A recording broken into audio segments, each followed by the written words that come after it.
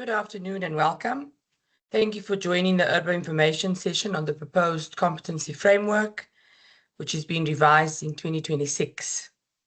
My name is Nadine Cater. I'm the Director for Education and Transformation at the IRBA. I'm joined today by Angelique Deirdricks, who will present alongside me. Angelique is from Work Dynamics. Work Dynamics are experts in competency framework design, and the IRBA appointed Work Dynamics to support the Competency Framework Task Force to revise the framework. Today we will introduce the proposed framework, we'll explain why it has been revised, and we will guide you through the consultation process. Our aim is to make it easier for you to navigate the documents and to prepare a clear, useful response. We really appreciate your time on this Friday afternoon and your interest in contributing to this important process. In terms of housekeeping, you're welcome to post your questions in the chat, which we will work through at the end of the session.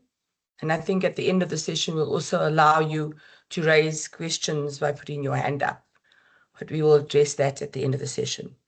Just to note that the slides will be made available after the last session, which is our third session on Tuesday. So let's take you through the welcome and the purpose of the session. So there's three main practical purposes. First, we will explain why the competency framework was revised and how it was developed. Secondly, we will introduce the structure, the design principles, and the key changes. And thirdly, we will take you through the process for submitting written comments. An important point to keep in mind is this is an information session. We will clarify the framework and the submission process, but the formal comments on the actual proposed competency framework should be made through the prescribed consultation process after you have reviewed the complete consultation pack. And we will be taking you through that consultation process in the latter part of the presentation. This process ensures that every comment will be properly recorded, considered, and included in the formal analysis. So you may be asking the question as to why the framework is being revised. So the IRBA has a statutory responsibility as part of our regulatory mandate to prescribe competency requirements for auditors as set out in the APA, and the relevant sections of the APA appear on the screen. The IRBA also uses the competency framework for a number of other regulatory functions. We use it to accredit and monitor professional bodies. We describe the competencies that the registered candidate auditors need to use in the audit development program. The competency framework supports the IRBA's RA registration process. And then it also provides an important reference point for competencies that registered auditors should maintain and develop over time through their CPD process. The current framework was introduced in 2013, and since then, as you know, the environment in which auditors work has continued to evolve through technological advancement, regulatory change in economic conditions, and emerging risks. The revision is therefore intended to ensure that the framework remains relevant, clear, and usable in a changing profession. Let's talk about how the revision of the framework has been governed by the governance structures. So this slide shows the governance arrangements that support the revision, and the process is designed to ensure appropriate oversight, specialist input, and clear decision-making. So the board delegates the formulation of competency requirements to EDCOM. EDCOM is our education committee.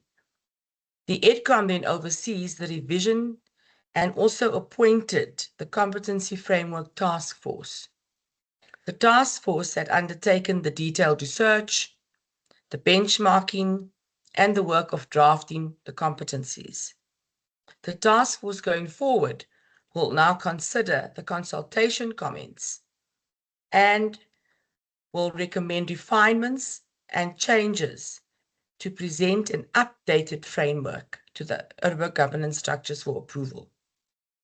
The updated framework will be presented to the relevant IRBA governance structures for their approval before the board makes the final decision and approves the revised framework. These governance structures include EDCOM, our executive team, which we refer to as MANCO, and the OPSCOM, which reports to the board. At this stage, the board has approved the publication of the proposed framework for public comment. And after consultation, it will then consider the final revised framework. The key message is that the proposed framework has followed a structured governance process, and the consultation phase is a very important formal part of that process. Let's look at the journey that we followed and where we are to date. So this is the end-to-end development journey of the competency framework. The first stage involved research, local and international benchmarking, stakeholder interviews, focus groups, and engagement with experts. That evidence then informed the design and the development of the proposed framework. The proposed framework then went through the governance process, as I've just explained, that was approved by the IRBA board for publication for public comment. We are now at stage 4, as we've shown you on the diagram, you are here. And stage 4 is the public consultation process or phase. This is where your contribution becomes especially important. Written responses, workshops, and focus groups will provide the evidence that is needed to test the proposed framework in practice. After the consultation closes, the task force will analyze the comments, refine the framework where appropriate, and present recommendations through the relevant governance structures for final board approval. Important point to note here is that the revised competency framework will be issued under the authority of the IRBA board. I know that some of this may sound repetitive, but we want to clearly illustrate and give you a picture of how the proposed competency framework was developed. The process began by identifying gaps in the existing framework and highlighting the revisions that were needed to improve the clarity and usability of the competencies. Comparable local and international competency models were then considered, alongside interviews, focus groups, and engagement with registered auditors themselves, academics, professional bodies, and other experts.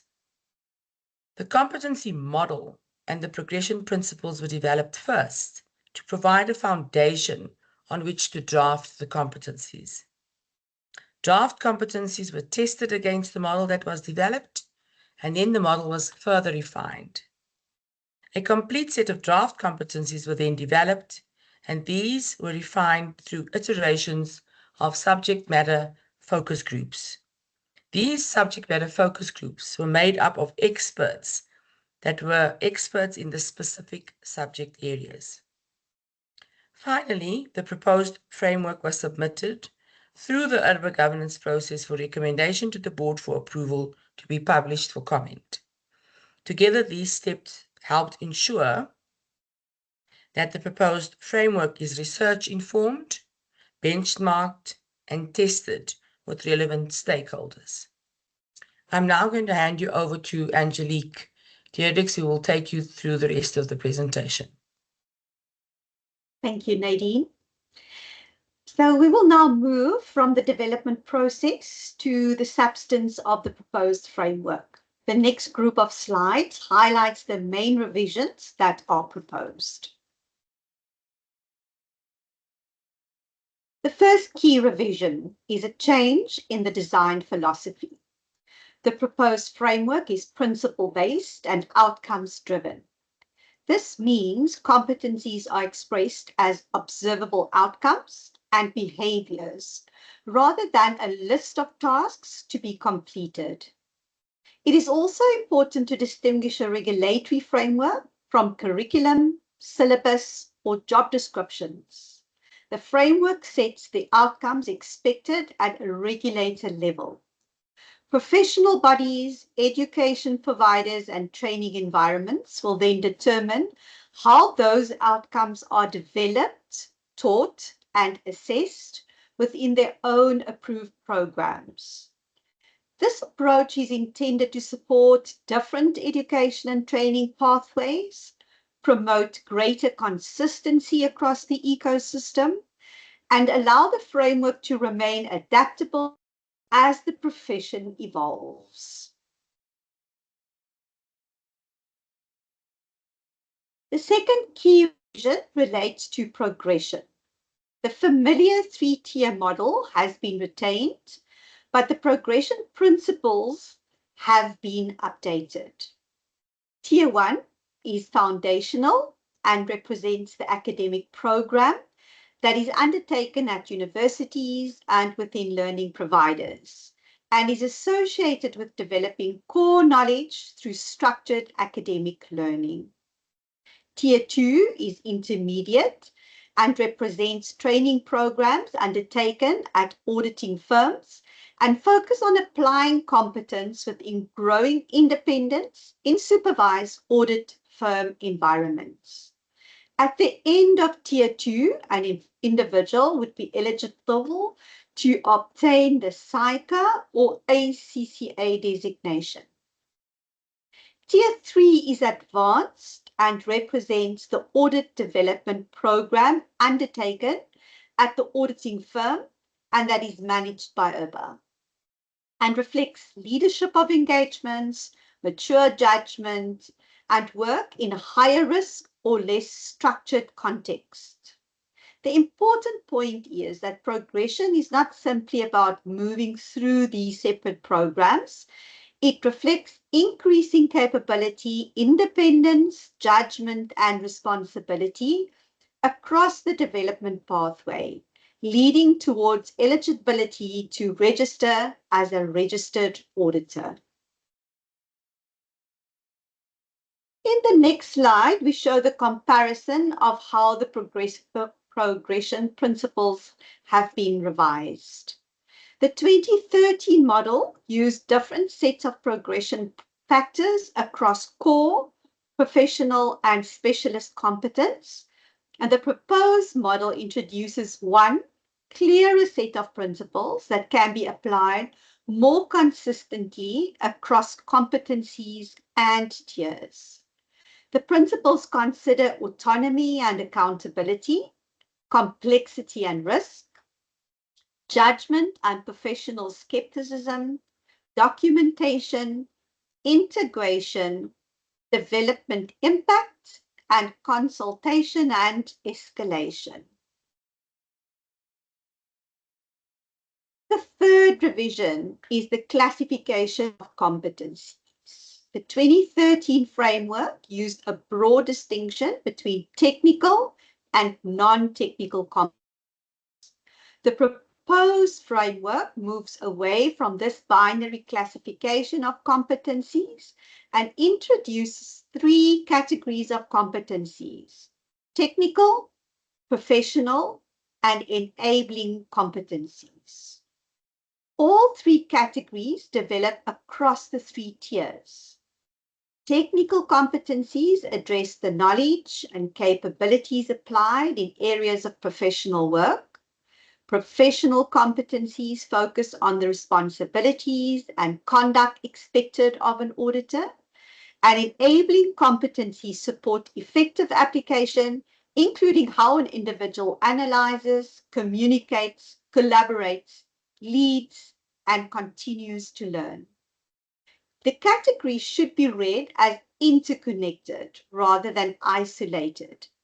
In practice, competence performance requires technical knowledge, professional responsibility, and enabling capability to be demonstrated together. The following slide illustrates the expanded technical competency coverage. The proposed framework retains established areas such as auditing and assurance, financial reporting, management accounting and financial management, and taxation. It also makes additional areas more explicit, including business, economic and regulatory analysis, sustainability and other non-financial reporting, and technology, data, and digital audit. The purpose of the expansion is to better reflect the range of knowledge and capability relevant to the contemporary audit practice. The expanded coverage also applies to competencies previously grouped as non-technical. The proposed framework enabling competencies include judgment and analytical rigor, communication, influence and constructive challenge, collaboration, leadership and team enablement, and personal mastery and adaptive learning. The professional competencies provide a greater focus on ethics and the code of professional conduct, and cover the ethical and public interest responsibilities expected of auditors. These include integrity, independence, objectivity, professional judgment and skepticism, due care, confidentiality, professional behavior, and firm stewardship. This clearer separation is intended to give appropriate visibility to both how work is performed and the professional responsibilities that shape it. The fifth key revision is improved measurability and assessment clarity. The proposed competencies are written as principle-based, observable, and assessable. The intention is to make it clear what evidence of competencies could look like, while still allowing the outcomes to be applied across different education and training environments. This is an important area for practical review. A competency statement should be clear enough to guide learning, development, and assessment, but not so prescriptive that it becomes a task list or applies only in one setting. We will now turn to the practical part of the session, and that is all about how to participate in this consultation process. The following slides will take you through 3 steps. First, how to access and review the consultation documents. Secondly, how to complete the comment submission template. And thirdly, how to save, check, and submit the response in the required format. Our aim is to help you prepare comments that are easy to understand, properly referenced, and actionable. This will support a more efficient and meaningful analysis of the feedback received.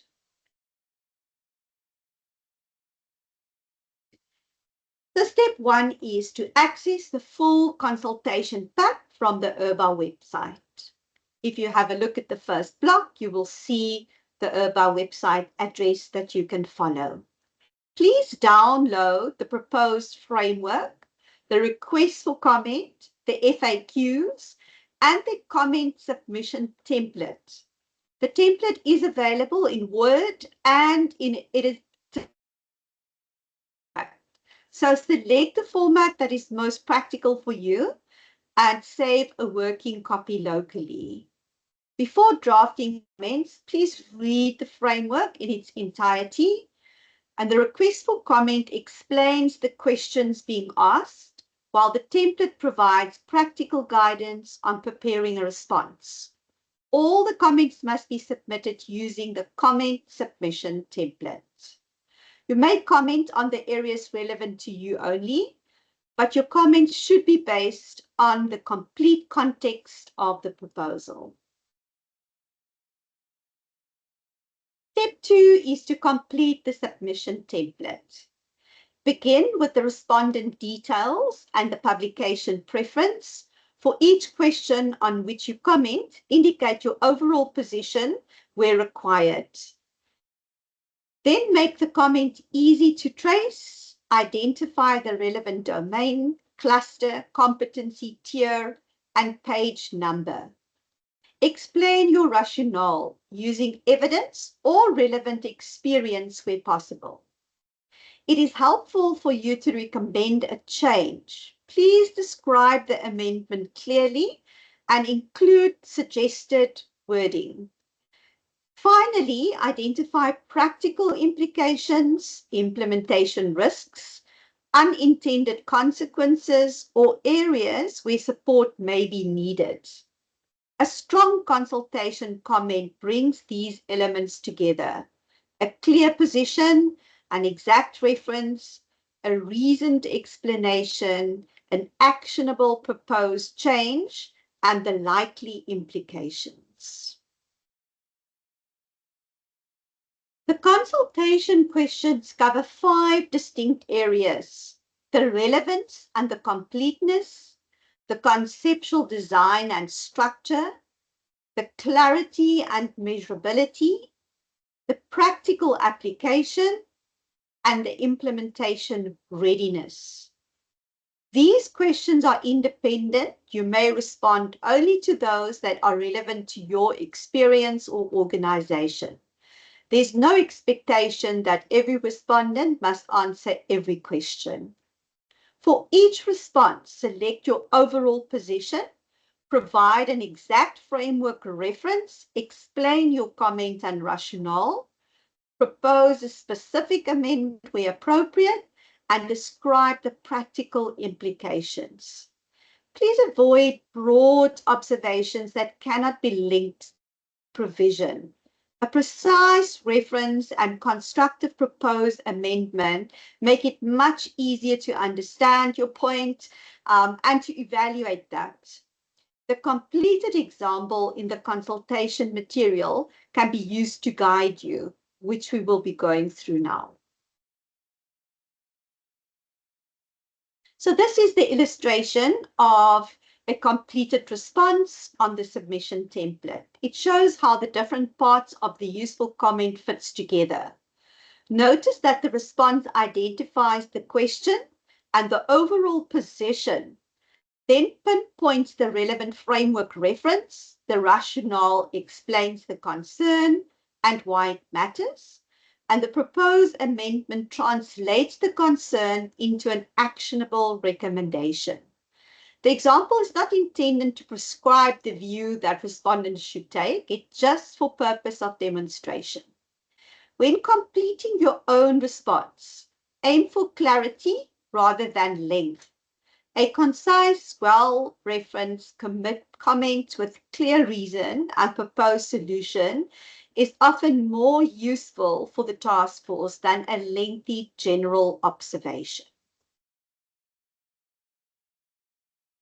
The final step is to save and check and submit your response.